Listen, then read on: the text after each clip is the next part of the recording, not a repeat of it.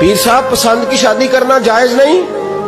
میں کہتا ہوں صاحب اور بھی بڑی چیزیں جائز ہیں، صرف ایک ہی شے جائز رہ گئی ہے۔ رسول پاک صلی اللہ علیہ وسلم سوائے اللہ کے کسی کے پابند نہیں، کسی کے پابند نہیں۔ اور جناب سیدہ خدیجہ الکبریٰ رضی اللہ تعالیٰ عنہ نے پیغام نکاح دیا، یا رسول اللہ میں شادی کرنا چاہتی ہوں، حضور کسی کے پابند نہیں، پر میرے محبوب نے فرمایا میرا چچا میرے والد کی جگہ ہے، میں اپنے چاچا سے پوچھ کے تمہیں جواب دوں گا۔ یہ ہے پسند کی شادی جو میرے نبی نے بیان فرمائی ہے۔ تو سارا کچھ کراس کر کر کے گزر جاتا ہے، یہاں تو حال یہ ہے کہ پالنے والا کوئی اور سائے میں بیٹھنے والا، باغ تیرے دی کر کر راکھی میں ساری عمر گزاری، تو جدوں اے پھل پکن تے آیا تے لے گئے ہور بپاری۔ اور بیٹا گزرتا ہے اماں کے دروازے کے آگے سے، اماں کے دروازے کے آگے بیٹا امرود لے کے آیا ہے 6 کلو۔ توجہ ہے میری بات پر؟ ادھر دیکھیں جی، چھوڑیں تھوڑی دیر ہماری سنیں۔ وہ امرود لے کے آیا 5-6 کلو، تو اماں کے دروازے کے قریب سے گزر گیا رات کو،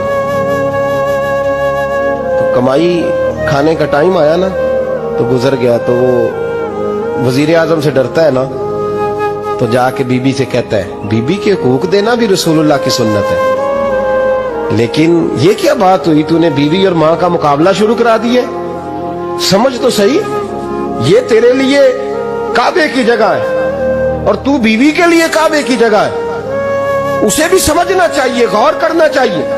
5 کلو امرود لے کے تو ماں کے کمرے کے قریب سے گزر گیا ہے، بی بی کو جا کے کہتا ہے چل آدھا کلو اماں کو بھی دے آ، اس کے کون سے دانت ہیں، تو پلیٹ میں ڈال کے وہ لائی ہے۔ تو سمجھا ہی نہیں، تو نے غور ہی نہیں کیا۔ بندہ تو وہ ٹھیک نہیں تھا، نیپولین، تو کسی نے اس سے پوچھا تھا بتا زندگی میں پیسے لینے کا مزہ کب آیا؟ اس نے کہا کہ مجھے مزہ تب آتا تھا کہ میں اپنی ساری کمائی لا کے اپنی اماں کے ہاتھ پہ رکھتا تھا، اور پھر جب میں اپنی ماں سے تھوڑا تھوڑا خرچہ لیتا تھا نا، تھوڑا تھوڑا، توجہ ہے میری بات پہ؟ اماں جی 10 روپے دے آجے، کہتا جب میں تھوڑا تھوڑا خرچہ لیتا تھا نا، تو مجھے یوں لگتا تھا جیسے میں بادشاہ وقت کے سامنے کھڑا ہوں اور وہ خزانے کا منہ کھول کھول کے مجھے دیتا جا رہا ہے۔ تو اس ذائقے کو سمجھ تو صحیح بھائی، تو اس کو سمجھ تو صحیح بھائی، یاد رکھیں اور غور کریں۔ ماں اور باپ، اور پھر یہ بھی سن لیں، نبی پاک صلی اللہ تعالی علیہ وآلہ وسلم نے ماں باپ کے لیے فرمایا ہما جنتک و نارک، یہی تیری جنت ہے اور یہی تیرے لیے جہنم ہے۔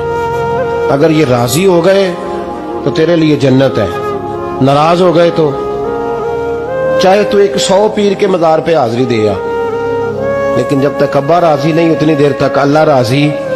یہ حدیث پاک ہے، حضور نے فرمایا جس کے والد راضی اس کا اللہ راضی، اور جس کا باپ ناراض اس کا اللہ، ہاں بے شک۔ اب یہ حدیث